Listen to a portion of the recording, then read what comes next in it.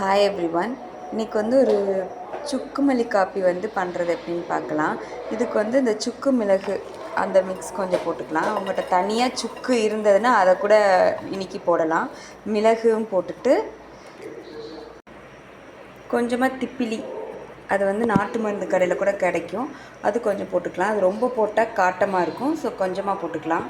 அப்புறமேல்ட்டு மல்லிப்பொடி தான் நான் கொஞ்சம் அதிகமாக போட்டிருக்கேன். அப்புறம் சீரகப்பொடி கொஞ்சமாக போட்டால் போதும். இதை விட கம்மியாக மஞ்சப்பொடி, 2 கிராம்பு 2 ஏலக்காய் போட்டுக்கலாம் தட்டி. இது ஒரு 3 பேருக்கு இந்த அளவு போட்டிருக்கேன். அதனால் 4 டம்ளர் தண்ணி ஊற்றிக்கலாம், அல்லது 3 டம்ளர் அளவுக்கு தண்ணி ஊற்றிட்டு அது நல்லா கொதித்து வரணும். சுண்டி ஒரு 3 டம்ளர்ஸ்க்கு அது ரெடியூஸ் ஆகிறதுக்கப்புறமேல்ட்டு நம்ம பனங்கற்கண்டு இல்லை கருப்பட்டி ஆட் பண்ணி குடிக்கலாம்.